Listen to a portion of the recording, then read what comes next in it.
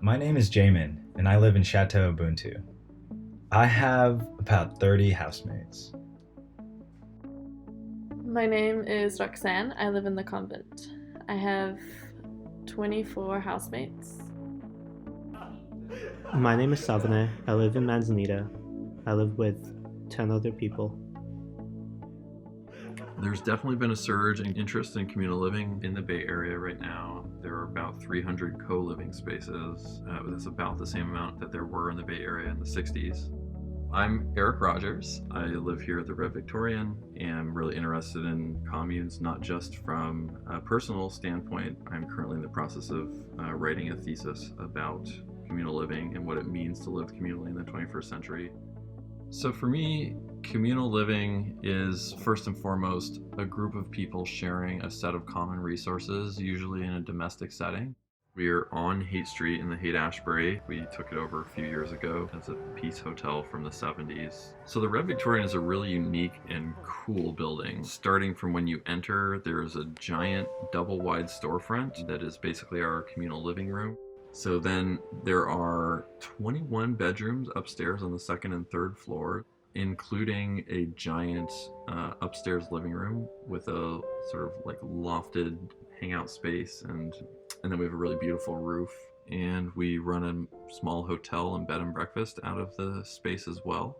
And then we also have a few little like secret nooks scattered throughout the house. The house is a winding labyrinth of colorful light and weird little garden spaces and stuff. And so we have these long winding hallways between our bedrooms. Having folks around to hang out with, spend time with, be close with, be intimate with is a really huge part of it for me. But I also see there being like economic benefits. Like I cook once a month and I am cooked for the other 29 days out of the month. I have this huge building at my disposal. Basically I have like the biggest house out of anyone I know.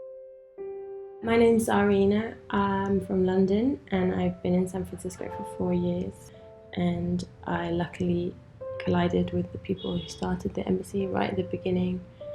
So the embassy network is an international network of houses, and really our close relationship is between the embassy and the Red Victorian. But there's sort of overlaps in the Venn diagram with Haight Street Commons, which is our little group of communes of Haight Street, of which I think there are now 11. 2 new ones have sprung up in the last week.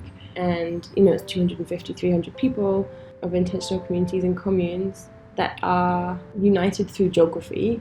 There's a long history of this. The communes are an old phenomenon. But I do think that the first step in us leveraging our power of being together is knowing that we exist, accepting that whilst we may be on the periphery of society, peripheries generally have a large surface area, and if we all stood up together, we'd probably have some really powerful weight.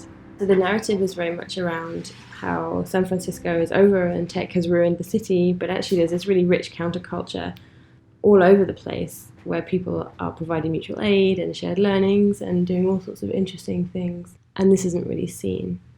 There are now fairly regular events called Hate Free Love, which are these little post-capitalist outposts on Haight Street where money doesn't count for anything, and people try and use sort of like behavioural and experiential art to show people that you could live a different way. Do we think that atomised living is the default thing for everyone? That seems unlikely. I'm not suggesting that this way of living is the right way for everyone, but this way of living is experimenting with what works for you. Most people probably lack social contact and social intimacy in various forms, and living in this manner you have so many of those needs met. The communes have to be what they are for the people living in them, and I'm certainly not going to dictate what they should and shouldn't be.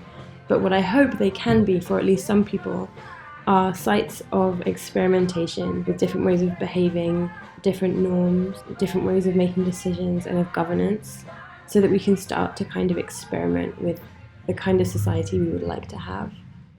It's really interesting to think about what we can bring to the folks who don't actually live with us. We have a huge culture here of not having our commons only benefit ourselves. Usually we have large common areas, and what we've been doing at the Red Vic and the embassy is having salons and lectures, as well as connecting people who might not otherwise meet each other. I think a really interesting model for us is to look at churches and the fact that church attendance is down, and incidentally having to get rid of their buildings, which actually might make really good communes.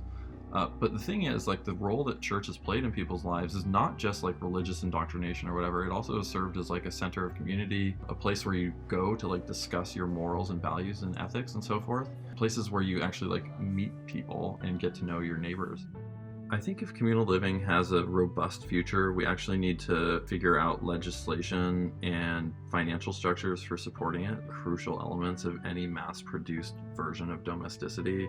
We get inspected a lot, and often the city doesn't know like what we're doing or who we are. Like, it just doesn't make sense in their boxes or categories of types of institutions. And we're kind of an institution and we're kind of a household, and they just don't understand. They're like, either you're a business or you're a family. What are you? Like, for me, I'm really interested in redefining what family means. Turns out that we lived like this for a very long time, we being much of humanity in its long history. I see it as like actually the way I want to live my life moving forward.